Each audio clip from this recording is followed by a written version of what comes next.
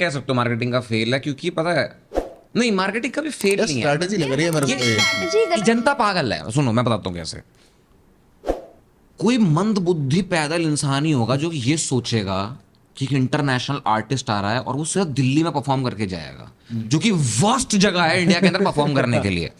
मैं बता रहा हूँ तुम्हें भाई, वो भी इंग्लिश, मैं बैंगलोर जाके इंग्लिश समझ आता है। वो भी छोड़ दो, मैं तुम्हें बता रहा हूँ दिल्ली के अंदर मैंने कम से कम नहीं तो 3 सनबर्न और 2 VH1 सुपरसोनिक किए होंगे अपने टाइम में, और मैं खुद मुश्किल से 4 या 5 किसी बड़े आर्टिस्ट के उसमें गया हूँगा बैक स्टेज। मैं तुम्हें बताता हूँ सबसे वर्स्ट केस मैंने क्या देखा है। डीजे स्नेक का कॉन्सर्ट था 2019 या 18 में, और वो हो रहा था एरो सिटी के पास।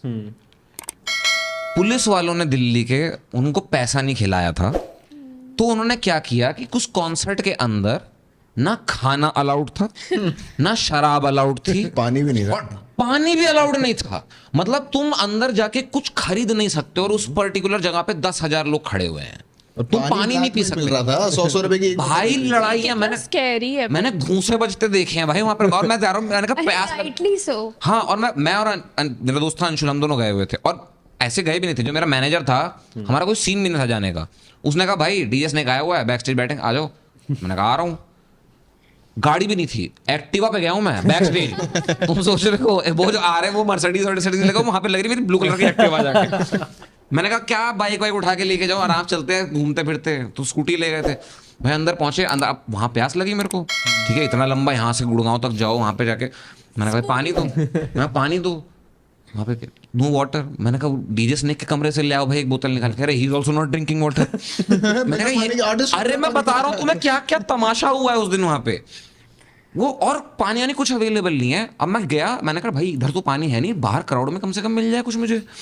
मैं बाहर निकल के गया, मैं दिख रहा हूँ वहां घुसे बज रहे हैं भाई, ग्रीन रूम के अंदर मैं वापस अंदर आ कितने मिलेगा? गया। अब मैं वापस अंदर आ गया, अब मैंने कहा कि भाई निकलना पड़ेगा यहाँ से, शो खत्म होने वाला, निकलना पड़ेगा।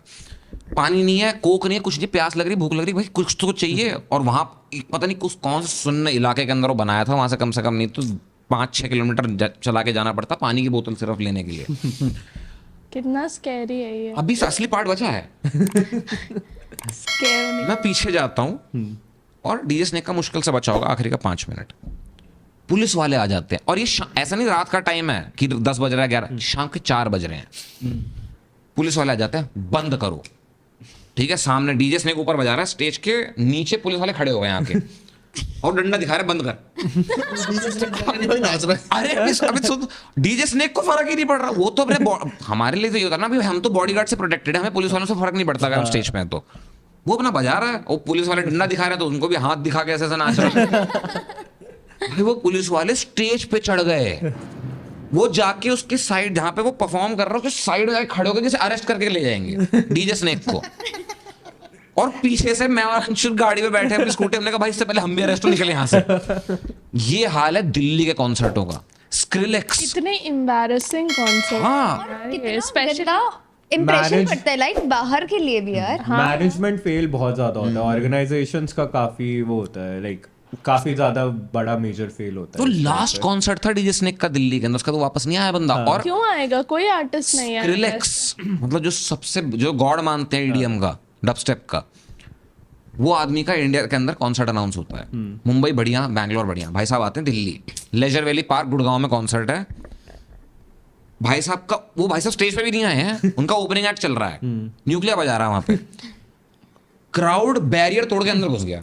यार ये निखिल चिनप्पा देखा है। VH1 सुपरसोनिक था वो, निखिल चिनप्पा करवाता था। निखिल चिनप्पा को बकायदा स्टेज पे आके बोलना पड़ा कि हम बंद करवा देंगे शो, पीछे हो सारे के सारे, सब पीछे हुए, ठीक है, वापस बैरिकेड खड़े हुए। स्क्रिलेक्स स्टेज पे आता है, 15 मिनट के बाद बेस फट गया।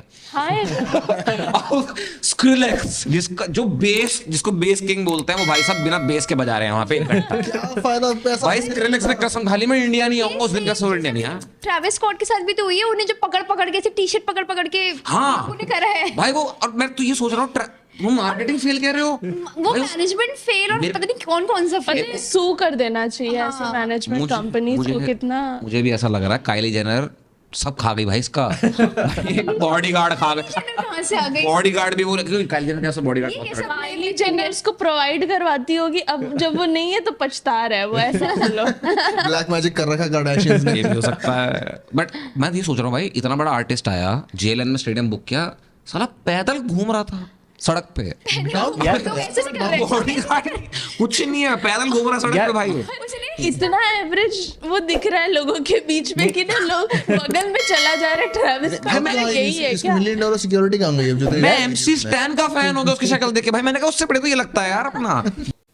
तो अगर आपको ये क्लिप पसंद आई है और आप ऐसी और भी क्लिप्स देखना चाहते हैं तो आप यहाँ क्लिक करें, और अगर आप पूरा शो देखना चाहते हैं तो यहाँ क्लिक करें।